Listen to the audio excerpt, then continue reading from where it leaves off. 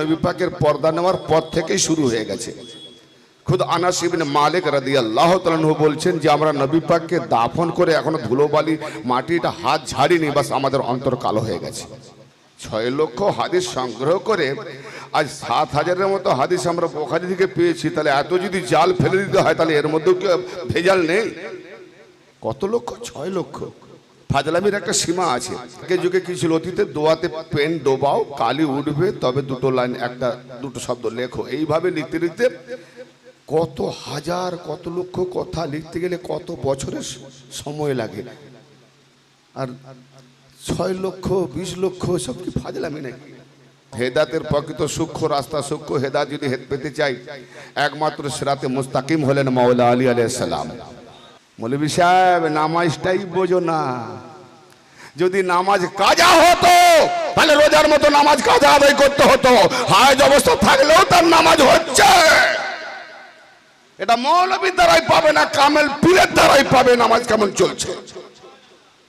যার পীর নাই সে কি নামাজ বুঝবে? কামেল পীর না ধরলে তুমি নামাজ জেনে যাবে? এই মৌলভীদের দেখাবা নামাজ। আজ সমস্ত আল্লাহ পাকের সৃষ্টি পাক,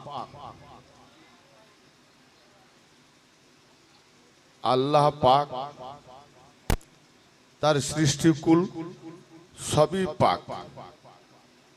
আবার সেই সৃষ্টির মধ্যে দেখা যায় বহু নাপাক। তা আল্লাহ যখন সব পাক বানালেন, নাপাকটা হলো কি করে?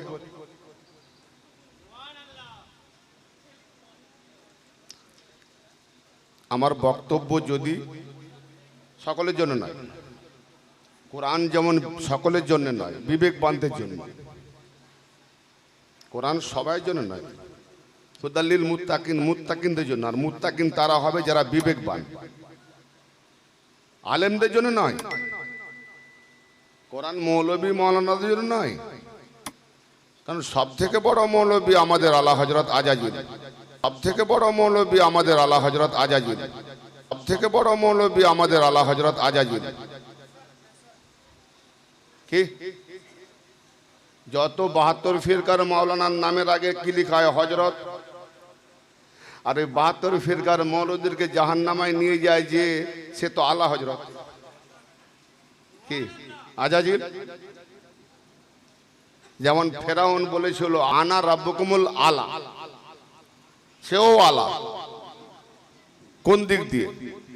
খোদার দিক দিয়ে নিজেকে দাবি করেছে যে আমি তোমাদের আলা খোদা, শ্রেষ্ঠ খোদা। আর গুমরাহকারীদের মধ্যে ও আজাজিল হলো আলা। আর আমরাও আত্মগরিমা বশীভূত হয়ে আমরাও এক একজন ভাবি আমি সব থেকে বড় আল্লাহ। কিন্তু তার মাথা থেকে পা পর্যন্ত বাইরে দেখতে আল্লাহ, ভেতরে দেখা যায় সম্পূর্ণ কালা। তা আমার কথা হচ্ছে যে আল্লাহ পাক যখন পাক, তার সৃষ্টি পাক, তা না পাক কোনটা? তাহলে যাহা বানিয়েছে সব হালাল হবে, হারাম কোনটা?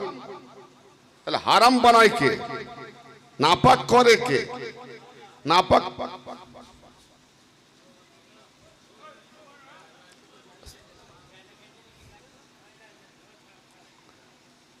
বাস এতটুকু কথা যদি কনফিউজ হয়ে যায় তাহলে আর পরে আরো অনেক কথা বেরোবে, কনফিউজ হয়ে যেতে হবে। কিসসা কাহিনী ঘটনামূলক কোনো বক্তব্য আমার নেই। বাস কোরআন ও হাদিসের আলোকে, হাদিস আমি খুব কম ব্যবহার করি। কারণ কোরআন পাকে যাদের দখল নাই, কোরআন পাকে যাদের বিবেক নাই, কোরআন পাকে যারা ডুবারু নয়, কোরআন পাকে যারা অতল তলে তলিয়ে যায়, ভেসে উঠতে পারে না, তারা তখন হাদিসের দিকে যায়।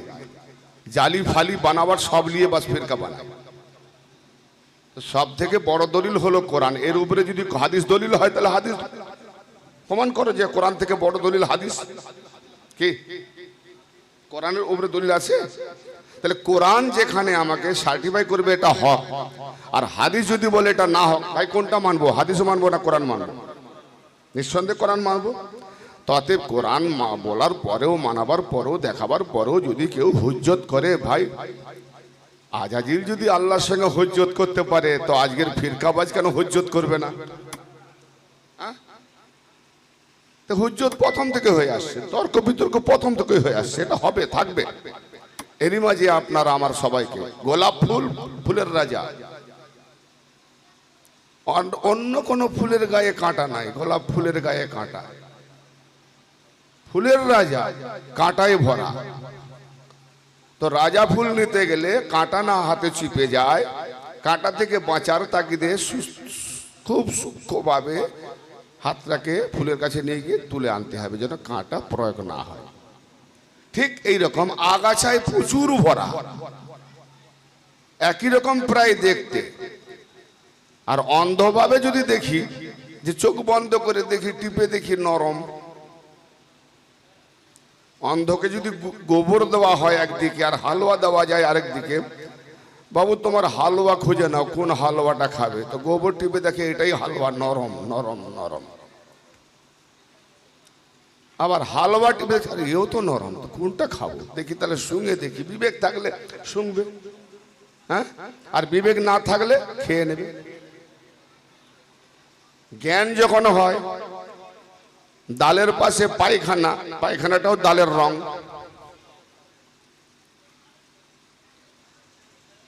রসিক করে দুটো বাটি ভরে দেবে, পায়খানাকে ডাল মনে খাবে? উঠাতে গেলেই নাকে লাগবে দুর্গন্ধ, ডাল উঠালে পাবে সুগন্ধ। তো যার নাক আছে সে সুগন্ধ নেবে, যার নাক নাই সে দুর্গন্ধ খাবে।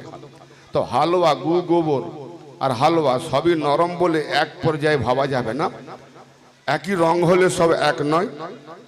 হিকমতের উপরে, বিবেকের উপরে, চিন্তা গবেষণার উপরে, ভাবান্তর। কোরআন বারবার বলছে, তোমরা কি কোরআনকে নিয়ে গবেষণা করো না, না তোমাদের অন্তরে তালা পড়ে গেছে? আল্লাহ যখন বলছে তোমাদের অন্তরে তালা পড়ে গেছে, তো যারা কোরআন মানে না তাদের এই অন্তরের উপরে কোথাও তালা লাগানো দেখেছেন, যে তালা ঝুলছে? তো তালাটা কি? অন্তর তাদের কাজ করে না, মুর্দা, জমির মুর্দা, বিবেক মুর্দা, মুর্দা চলাফেরা করে। কিন্তু চলাফেরা করার মানে এই নয় সে জীবিত, সেন্সলেস হয়ে আছে, বেডে শুয়ে আছে, শ্বাস চলছে, নার্ভ ফুলে উঠছে, বেঁচে আছে, কিন্তু তার বাবা মা স্ত্রী কে বলে চিনতে পারে না। ঠিক এরকম মুর্দা, যার বিবেক নাই, সত্য হোক আর না হোক চিনতে পারে না। আজকে খুব সাংঘাতিক একটা আমাদের সমাজ চলছে। এটা আজকে না, নবী পাকের পর্দা নেওয়ার পর থেকেই শুরু হয়ে গেছে। খুদ আনাস ইবনে মালিক রাদিয়াল্লাহু তাআলা আনহু বলছেন যে আমরা নবী পাককে দাফন করে এখনো ধুলোবালি মাটিটা হাত ঝাড়িনি, বাস আমাদের অন্তর কালো হয়ে গেছে। যিনি 10 বছর খেদমত করেছেন তিনি বলছেন, হাদিস পড়ে আমি অবাক হলাম যে নবী পাকের পর্দার পরে দাফন করার পরে হাত ঝাড়েনি, অন্তর কালো, অন্ধকার দেখছে। নবী এসেছিলেন মদিনায়, আলো হয়ে গেছিল, যেই নবী কবরে দিয়ে দিয়েছি বাস অন্ধকার হয়ে গেছে। তার মানে ওখান থেকে ফেরকা শুরু, ওখানেই ফেরকা শুরু, ওখান থেকে আবার দল। সুন্নাতুল্লাহি তাবদীলা, আল্লাহর সুন্নতের কোনো পরিবর্তন নাই। তাহলে আল্লাহ, আমরা যে সুন্নাতুল জামাত, সেটা আল্লাহর সুন্নতকে মানার নামই সুন্নাতুল জামাত, ঠিক না বেটি? জমহুর নয়, আল্লাহর সুন্নত। তাহলে আল্লাহর সুন্নত কারা মানে? আল্লাহর সুন্নত মানতে গেলে কোরআন, কোরআন মানার নাম সুন্নাতুল জামাত। আর কোরআন যে হাদিসটাকে, কোরআন যে হাদিসের দিকে নিয়ে যাবে সেই হাদিসটা প্রযোজ্য। আর কোরআন যাচ্ছে একদিকে, হাদিস যাচ্ছে অন্য রুটে। হাদিসও কোরআন, হাদিসও নবী পাকের জবানে থেকে এসেছে, আর কোরআনও নবী পাকের জবান থেকে এসেছে। নবী পাক বাছাই করেছেন এটা আল্লাহর বাণী, এটা আমার বাণী। আমার বাণী বলতে কি? কোরআনের ব্যাখ্যা। যেমন আয়াতে মাওয়াদ্দাত, আয়াতে তাতহীর, আয়াতে মুবাহেলা নাম বলেন। আমার নিকটবর্তীগণের মাওয়াদ্দাত ছাড়া তোমাদের কাছে কিছু চাই না। তো নিকটবর্তীগণ কারা? নাম বলেছে। তখন জিজ্ঞাসা করা হলো, তখন নবী পাক নাম বলে দিলেন। তাহলে কোরআন নিয়ে যাচ্ছেন নিকটবর্তীদের কাছে, নিকটবর্তীদের পরিচয় করাচ্ছেন কে? নবী। বাস এই জায়গাটাই হাদিস প্রযোজ্য, ঠিক আছে না? তো কোরআন যে হাদিসের দিকে নিয়ে যাবে সেটাই হবে হাদিস। আর যদি কোরআন হাদিসের বিরুদ্ধে যায়, উপরে যায়, তাহলে সেটা হাদিস নয়, বানাওয়াট, নবীর নামে জালি বানাওয়াট করা হয়েছে। 6 লক্ষ হাদিস সংগ্রহ করে আজ 7,000-এর মতো হাদিস আমরা বুখারী থেকে পেয়েছি। তাহলে এত যদি জাল ফেলে দিতে হয় তাহলে এর মধ্যে কি ভেজাল নেই না? সব একদম পুঙ্খানুপুঙ্খভাবে বাছাই করা হয়ে গেছে। কত লক্ষ? 6 লক্ষ।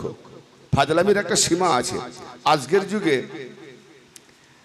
কম্পিউটারের যুগ, ইন্টারনেটের যুগ, হ্যাঁ, টাইপ করতে গেলে ঢাপাঢাপ হয়ে যাবে। কালকে যুগে কি ছিল? অতীতে দোয়াতে পেন ডোবাও, কালি উঠবে, তবে দুটো লাইন, একটা দুটো শব্দ লেখো। এইভাবে লিখতে লিখতে কত হাজার, কত লক্ষ কথা লিখতে গেলে কত বছরের সময় লাগে। আর 6 লক্ষ 20 লক্ষ সব কি ফাজলামি নাকি? ভাবি না যে সেই জামানায় কিসে লেখা হতো? কাগজ ছিল। আমাদের ছোটবেলায় আমরা তাল পাতায় লিখেছি, খেজুর পাতায় লিখেছি। তখনকার যুগে হাড়ে, পাতায়, টুকটাক কাগজে, কাপড়ে, এত সংগ্রহ করে লেখাটা কি সাংঘাতিক ব্যাপার না? 6 লক্ষ লিখে ফেললেন।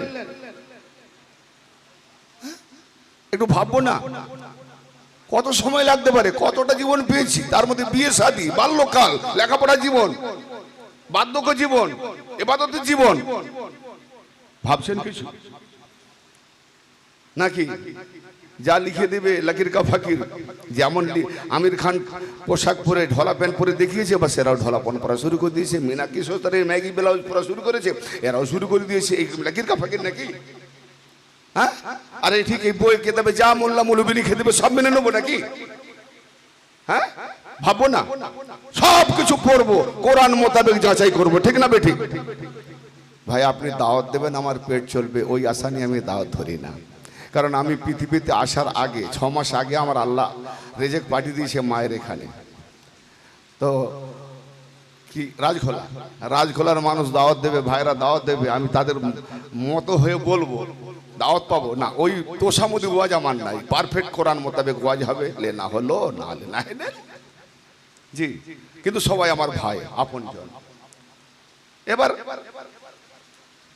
সত্য কথা বলনেওয়ালা ভাইয়ের কথা যেমন কিছু মিথ্যাবাদী ভাইয়ের পছন্দ হয় না, তো সেটু আমারও হতে পারে, নাও পছন্দ হতে পারে। মিথ্যার আশ্রয় নয়, যতটুকু সম্ভব চেষ্টা করে সত্য বলার চেষ্টা করব, সত্য দেখার চেষ্টা করব, সত্য দেওয়ার চেষ্টা করব। আল্লাহ সাক্ষী, রাসূল সাক্ষী, ফেরেশতারা সাক্ষী, কায়নাতে যত রুহানিয়ত শক্তি আছে তারা সবাই সাক্ষী। মিথ্যা যদি ইচ্ছাকৃতভাবে বলি তাহলে আমার থেকে বড় শুয়ারের মতো জাহান্নামে আর কেউ যাবে না। নির্দিষ্টভাবে যতটা পারবো খালেসভাবে বলবো, কোনো ডুপ্লিকেট নাই, বিবেক দিয়ে। যাক, রাজখোলা আমার ভাতৃবৃন্দ, বয়োজ্যেষ্ঠ শ্রদ্ধামণ্ডলী মহোদয়গণ, পর্দানাসীন মা বোন, আজকের যে উর্স মুবারক একটি রজনী, এটা পাক রজনী। কেন? অলি আল্লাহর শরণাপন্ন হয়ে যে একটা রাত আমরা নির্বাচন করেছি, সেই রাতটা আজকের রাত। আর সেই অলি আল্লাহ হলেন শুধু অলি নয়, আউলিয়াদের সুলতান, সুলতানুল আউলিয়া খাজা গরিব নওয়াজ সৈয়দনা হজরত মঈনুদ্দিন হাসান সঞ্জরি সুম্মা আজমেরি আলাইহিস সালাম। জি, অবাক হলেন নাকি আলাইহিস সালাম বলতে? কোরআন পাকে বলছে আল্লাহ পাক যাদেরকে মনোনীত করেন তাদের প্রতি আল্লাহর সালাম। তা আল্লাহ যদি সালাম দেয় তো খাজা গরিব নওয়াজ আল্লাহর ওলি, আল্লাহ মনোনীত করেনি নাকি? তো মনোনীত করেছে তো আলাইহিস সালাম হবে না? রাদিয়াল্লাহ বলবো না, যাদেরকে আল্লাহ মনোনীত করেছে। হ্যাঁ, যাদেরকে আল্লাহ মনোনীত করেনি তারা রাদিয়াল্লাহ বলবে। আল্লাহ যাদেরকে মনোনীত করেছে তারা আলাইহিস সালামের যোগ্য। ওয়ালা আলে মুহাম্মদ পড়ি না সালাত, আল্লাহুম্মা সাল্লি আলা মুহাম্মদ ওয়ালা আলে মুহাম্মদ। তো নবী পাকের আওলাদের মাপ আছে নাকি? কিয়ামত পর্যন্ত নবী পাকের আওলাদ থাকবে কিনা? না থাকলে পৃথিবী থাকবে না। তো কিয়ামত পর্যন্ত যদি নবীর আওলাদ থাকে তাহলে কিয়ামত পর্যন্ত আজকের যুগে যে নবীর আওলাদ আছে তার উপরে আলাইহিস সালাম। নামাজে দরুদ ওয়াজিব করে দিয়েছে, আর আলাইহিস সালাম বলাটা কি বেদাত হয়ে গেছে? যে যারা আপনা আপনা বিবেক। যাই হোক, আমরা বিভ্রান্ত জালে পড়ে গেছি। সব রকম মতের মানুষ থাকতেই পারে, হবে। অতএব নসিব আপনা আপনা। যেমন আমি নিয়ত করব তেমন আমি রাস্তা পাবো। হেদায়েতের প্রকৃত সূক্ষ্ম রাস্তা, সূক্ষ্ম হেদায়েত যদি পেতে চাই, একমাত্র সিরাতে মুস্তাকিম হলেন মাওলা আলী আলাইহিস সালাম। এটা আমি আমার কথা বলি না, নবী মুস্তাফা সাল্লাল্লাহু আলাইহি ওয়াসাল্লামের কথা। আর হাদিসে যে ইসনাদ সহি আছে দুই শাইখিনের পক্ষ থেকে মান হিসাবে, তো মাওলা আলী যদি সিরাতে মুস্তাকিম, এখন কথা বলি, আমরা যে নামাজে পড়ি না ইহদিনা সিরাতাল মুস্তাকিম, হে আল্লাহ আমাদিওকে সিরাতে মুস্তাকিমে হেদায়েত করো, অর্থ হলো সহজ সরল পথে হেদায়েত করো, সরল সঠিক পথে পরিচালিত করো। তো সেই পথ কোনটা? আল্লাহকে চাইলাম হেদায়াত, কোন পথে? না সহজ সরল পথে। তো সহজ সরল পথ কোনটা? আবার সেই নামাজি নিজেই বলছে সিরাতাল্লাযিনা আনআমতা আলাইহিম, আল্লাহ তাদের পথে চালাও যারা সহজ সরল পথের পথিক, যাদের উপরে তুমি নিয়ামত দিয়েছো। তাহলে যাদের উপরে আল্লাহ অনুগ্রহ করেছেন, নিয়ামত দিয়েছেন, তারা হলো পথ। পথ মানে এই রাস্তা নয়, এই পথ নয়। কোন পথ? যাদের উপরে আল্লাহ নিয়ামত দিয়েছেন, সিরাতাল্লাযিনা আনআমতা আলাইহিম। কি কথা বুঝতে পারছেন? সিরাতাল্লাযিনা আনআমতা আলাইহিম, যাদেরকে আল্লাহ পথ দিয়েছেন, যারা আল্লাহ, ভাই লক্ষ্য করছেন আমার কথা, মনোযোগ দিচ্ছেন, যাদেরকে আল্লাহ নিয়ামত দিয়েছেন, অনুগ্রহ করেছেন, বাছাই করেছেন, বেছে নিয়েছেন, মনোনীত করেছেন, নির্বাচিত করেছেন, সেই পথে তাদের দিকে যাওয়ার জন্য আল্লাহকে বলছি সিরাতাল্লাযিনা আনআমতা আলাইহিম, আল্লাহ তাদের পথে চালাও যাদের প্রতি তুমি অনুগ্রহ করেছো। তাহলে সিরাতে মুস্তাকিম কোনটা হলো?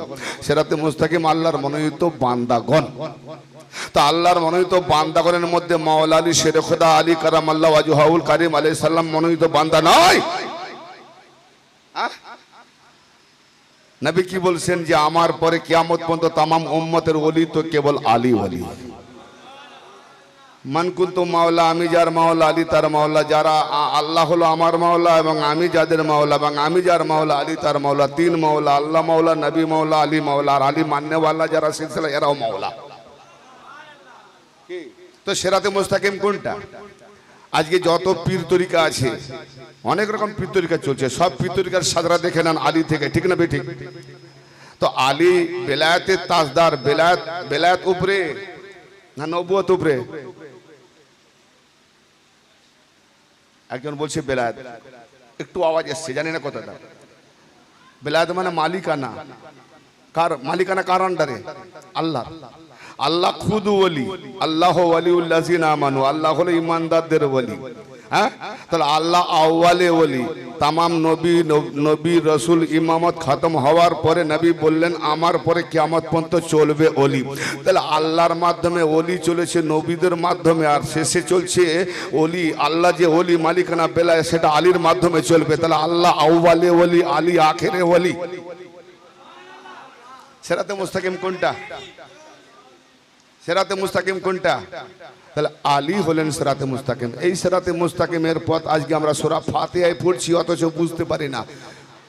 মুখে পড়ি, আবার গিয়ে ঠুকে দিই, দাঁড়িয়ে গেলাম, একটু ঝুঁকে গেলাম, একটু ঠুকে দিলাম, ফের দুবার ঠুকে উঠে গেলাম, বাস এর নাম হয়ে গেল নামাজ। কি বললাম নিজেও বুঝলাম না, কি পড়লাম নিজেও বুঝলাম না, কি শুনলাম নিজেও বুঝলাম না। আল্লাহ বলছে তুমি যেটা বলো তা যদি না বুঝতে পারো তাহলে নামাজের নিকটে এসো না। সূরা নিসা 43 নম্বর আয়াত। হ্যাঁ, মানা করছে, কোরআন মানা করছে, আমি না। যে তুমি নামাজে কি বলো, তুমি তা না বুঝতে পারো তো নামাজে এসো না, নামাজের নিকটে এসো না। আবার কালকে বলবে, বলে মেদিনীপুর থেকে ইমতিয়াজ সাহেব এসেছিল, নামাজে যেতে মানা করেছে। আমি বলছি দোষ দেবে আমার না? সূরা নিসা 43 নম্বর আয়াত কোরআন নিয়ে আসুন, যদি না দেখাতে পারি এখানকার যত লোকের আছে না জুতোর মালা করে মেদিনীপুর নিয়ে যাবো। কি জন্যে? উদ্দেশ্যটা কি? তাহলে আমি যেটা পড়বো নামাজে যেন বুঝে বলি কি বলছি আল্লাহকে। তো ইহদিনাস সিরাতাল মুস্তাকিম, নবী পাক পড়েছেন নামাজ না? নবী পাকও বলেছেন ইহদিনাস সিরাতাল মুস্তাকিম, হে আল্লাহ আমাকে সহজ সরল পথে, সরল সঠিক পথে হেদায়েত করো। নবী হেদায়েত পায়নি, হেদায়েত চাইছেন। যে নবী এখনো হেদায়েত পায়নি, হেদায়েত চাইছেন আল্লাহকে, সে আপনাকে আমাকে কি করে হেদায়েত করবে? কনফিউজ হয়ে যাচ্ছেন। সিরাতাল্লাযিনা আনআমতা আলাইহিম, আল্লাহ তাদের পথে চালাও যাদের উপর তুমি অনুগ্রহ করেছো, যারা নিয়ামত প্রাপ্ত, তাদের পথে চালাও। তাহলে নবী নিয়ামত প্রাপ্ত নয়, তার আগে যারা আছে তারা নিয়ামত প্রাপ্ত। তাহলে নিয়ামত প্রাপ্তদের মুক্তাদি নবী, তারা ইমাম। নবীকে উপরে উঠাবে না নিচে নামাচ্ছ? আর সূরা ইয়াসিন কি বলছে? ইয়াসিন হে সাহেবে সৈয়দে সরদার, আল কোরআনিল হাকিম, হিকমত ওয়ালা কোরআনের কসম, ইন্নাকা লামিনাল মুরসালিন, নিঃসন্দেহে আপনি রাসূলদের মধ্যে হতে আলা সিরাতে মুস্তাকিম, নিঃসন্দেহে আপনি সিরাতে মুস্তাকিমের উপরে আছেন। নবী সিরাতে মুস্তাকিমের উপরে আছেন। আর নবীকে পাপ ভুলে গেছে নামাজ পড়ে পড়ে, এই তার নামাজ পড়াতে গিয়ে নবীকে নিচে নামিয়ে আনতেছে। নবীজি এখনো হেদায়েত হয়নি, হেদায়েত চাই। কি ভরং দেখাচ্ছে। নামাজ অবশ্যই জরুরি, কিন্তু নামাজ জানতে হবে নামাজটা কি। সর্ব উপরে আউয়াল ইবাদত হলো নামাজ। নামাজ কারোর জন্য মাপ আছে? নেই। আপনার আমার সবের ঘরে মা বোন আছে, মিনিমাম 5 দিন। अकलमंद को काफी फाकाते की इशारा। मिनिमाम 5 दिन नामाज पढ़ा चलबे। अच्छा चलबे ना ताहले 5 दिन काजा हलो, সেই 5 दिन পরে পাক হওয়ার পরে নামাজ কাজা করে, আদায় করে করে তো নামাজ যখন কারোর জন্য মাফ নাই, রোজা 1 মাস যে কদিন ওই অবস্থায় থাকবে, রোজা পরের মাসে আদায় করবে, কাজ আদায় করবে। তো রোজার থেকে তো নামাজ উত্তম, তাহলে নামাজ তো আগে আদায় করা উচিত ছিল। নামাজ ছাড় হয়ে গেল, রোজা ছাড় নাই। তো নামাজ যখন কারোর জন্য মাফ নাই, তো ওখানে আবার কাজা দিল না কেন, মাফ হয়ে গেল কি করে? মৌলভী সাহেব নামাজটাই বোঝো না। যদি নামাজ কাজা হতো তাহলে রোজার মতো নামাজ কাজা আদায় করতে হতো। হাজ অবস্থা থাকলেও তার নামাজ হচ্ছে। এটা মৌলবীর দ্বারাই পাবে না, কামেল পীরের দ্বারাই পাবে নামাজ কেমন চলছে। যার পীর নাই সে কি নামাজ বুঝবে? কামেল পীর না ধরলে তুমি নামাজ জেনে যাবে? এই মৌলবীদের দেখাবা নামাজ। নামাজ যখন মাপ নাই, রোজা কাজা মাপ নাই, কাজা আদায় করতে হবে। তো নামাজ তো কাজা নেই, নামাজ মাপ নেই, এক নাকি ওয়াক্ত কাজা করলে 80 হোক বা জাহান্নাম। 5 দিনের 5 পাঁচে কত? 25 ওয়াক্ত কমপক্ষে, কারো বা 7 দিন 6 দিন। হ্যাঁ মাপ। আল্লাহর সুন্নতের পরিবর্তন নেই, এখানে পরিবর্তন হয়ে গেল কি করে? কনফিউজ হয়ে যাচ্ছে। আমি বুঝতে পারছি, যদিও আপনারা চিস্তিয়া, কাদরিয়া, ওয়ারসিয়া, আহলে বাইতিয়া, আলিয়া সব নামে নামে আছেন, কিন্তু খানকাহি বক্তব্য নেওয়ার মতো মনে হয় বিবেক কম। কারণ আমি শ্রোতাদের মুখ দেখে বুঝতে পেরেছি এই ওয়াজ এখানে নিতে পারবেন না, কনফিউজ হয়ে যাচ্ছে। আমি যে ওয়াজটা চালু করছিলাম বোধহয় ভাবলাম এটা খানকাহি লোক আছে, খানকাহি না, এটা খানকাহি ওয়াজ আলাদা। কিন্তু এটা খানকাহি মনে করে শুরু করছিলাম যে এত টপে যাব না, এত ডিপে যাব না, নিতে পারবে না, হাউর হয়ে যাবে, হালকাই যাব। বুঝতে পেরে গেছি। প্রথমে একটু টেলার দিয়ে দেখলাম যে নিতেই পারবে না, কনফিউজ হয়ে যাচ্ছে, তাই না? ঠিক বলছি না? মাফ করবেন, কিছু মনে করবেন না, লোডে পড়ে যাচ্ছে। হ্যাঁ না ভাই, আল উলামা ওয়ারাসাতুল আম্বিয়া, আলেমরা হচ্ছে নবীদের ওয়ারিস। কি সুন্দর কথা। এই নবী পাকের কাছে কয় প্রকার ইলম এসেছে? শুধু শরিয়ত, শরিয়ত, তরিকত, হাকিকত, মারিফত, ওয়াহদানিয়ত, 5 মঞ্জিলের ইলম এসেছে। আর মৌলভী সাহেব এখন কিতাবের ইলম যা ঠিক মতো জানে না, শরিয়তের ইলম জানে না, সে আবার বলে আমি উলামা ওয়ারাসাতুল আম্বিয়া। হ্যাঁ, তরিকত তো দূরের কথা, হাকিকত তো দূরের কথা, মারিফত তো দূরের কথা, শরিয়তই জানে না, বলে আমি নবীর ওয়ারিস। সাংঘাতিক দাবি। বাহ বাহ। না না না, যাক বুঝতে পেরেছি। আমি যেখানে বিরিয়ানি খাওয়ার লোক নাই সেখানে বিরিয়ানি খাওয়ানো ঠিক না। সাদা ভাত আলুর দম ভালো, তাই না? ইনশাল্লাহ আমি আপনাদের মতো মন মগজে যেন ভরে সেই ওয়াজগুলো যায়, সেই মোতাবেক আমি ওয়াজ শুরু করব। ওয়াজ তো কেবলমাত্র মূল ওয়াজ 1 ঘন্টা হবে, কিন্তু তার আগে পিছিয়ে বাঁধন দেওয়া রাখতে হবে, নাহলে তো বেরিয়ে যাবে না। বাঁধ বাঁধতে হবে, নাহলে বেরিয়ে যাবে।